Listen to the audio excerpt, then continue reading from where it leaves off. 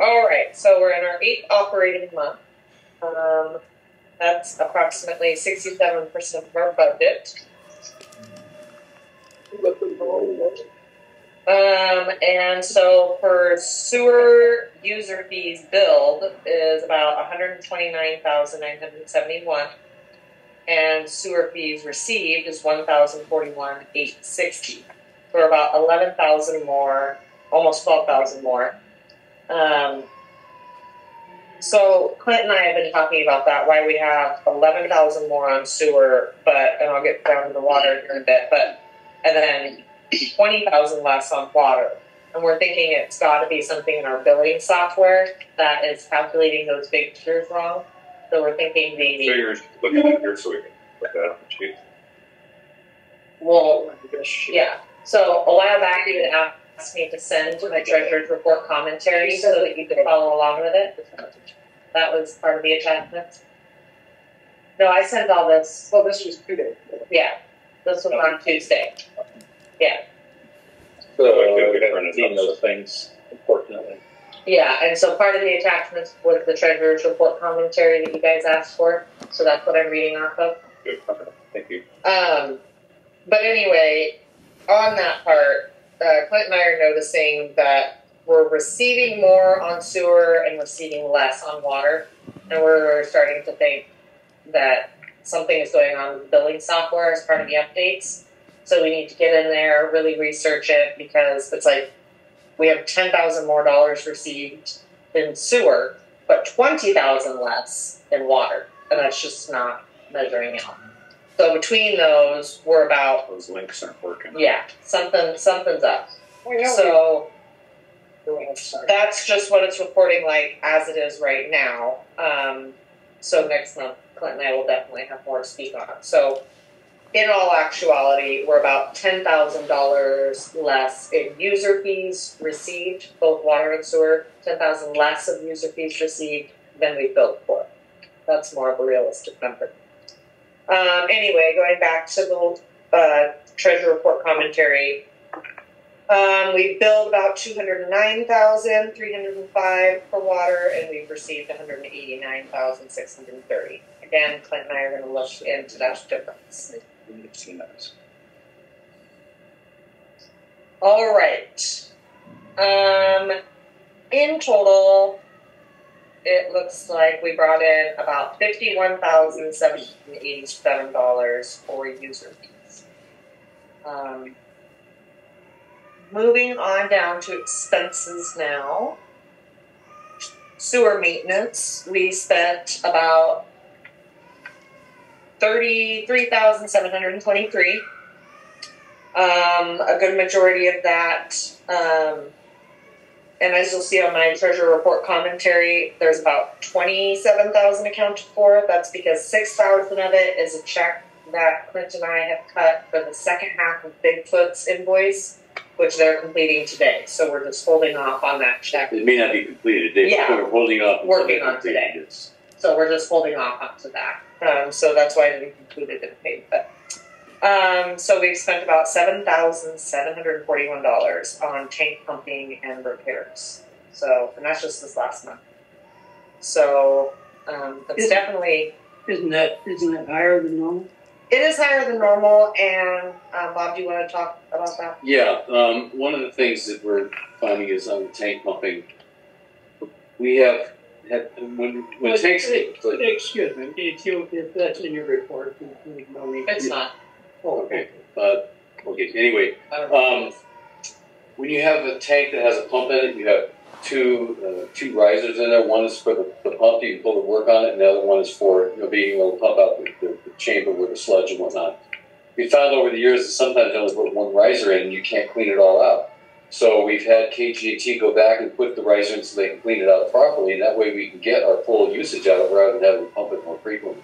And we're finding more of that happening, unfortunately. This is something that's happened over the years that we're discovering. So at this point, Jesse, you and I talked about this. We're going to hold off on some of these until next fiscal year because we're running through our budget pretty quick.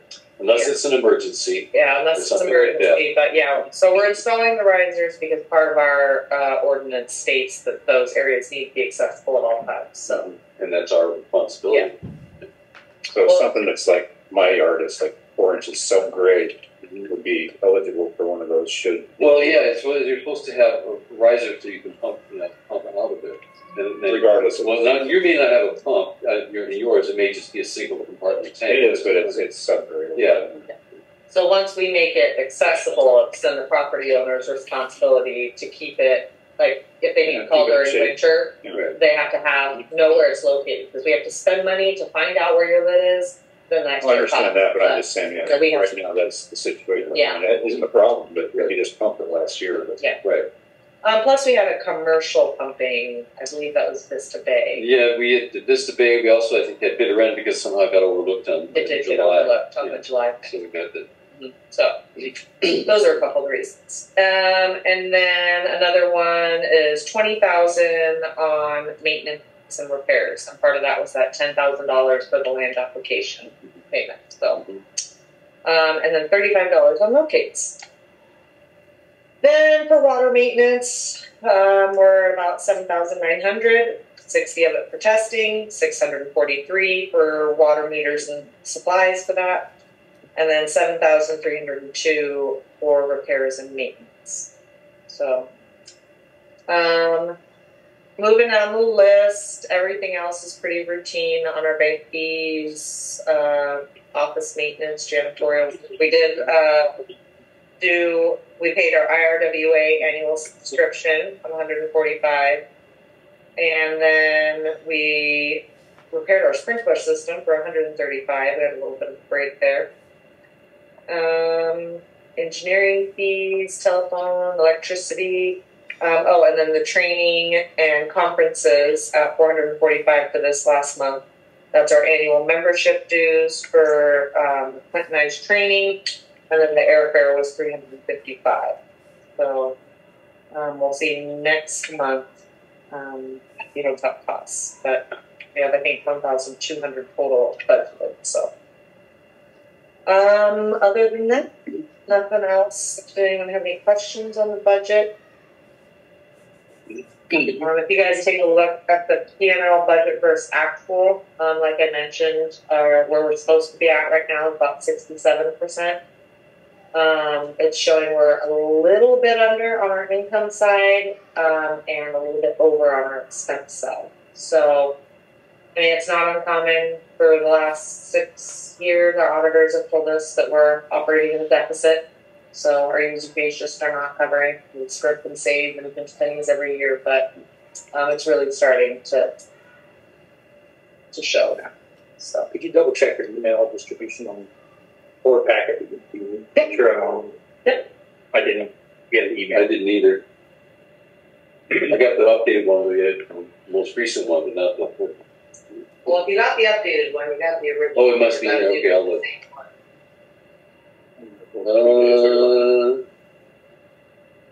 Oh, yeah, you're right. There it is. It's farther up. Shows it's on the screen. I got it. Jeff. Oh, I sent it to Paul Mosca. Nice. Whoever that. Yeah. Bet she's really happy to see all that stuff. Right. There, Paul, I just sent it to you. Thank you. Any questions on the treasurer's report? Just a comment, basically. Anything that would be deemed out of the ordinary for just kind of quick gleaning for us to look at, you just put an asterisk next to it. So it's, you can just say that it's not a normal expenditure. Okay. It's above and beyond what that normally would be. Yes, and I do, because over my years here, the board always has been very curious on the water. That brings it to light. Yeah, on the water and sewer ones, which is why I send the detailed, like it'll tell you what vendor, what the things were and stuff there. So, but anything else on the list, yeah, I'll definitely put an extra in. Yeah, that's kind of what I'm trying to do in the treasurer's report. Okay, thank you. Talk about the ones that are different to you. And I'll put a star. Star next to. So, Jesse, are you done with the treasurer's report? I am. And the new reimbursement report? Yeah, I don't really have much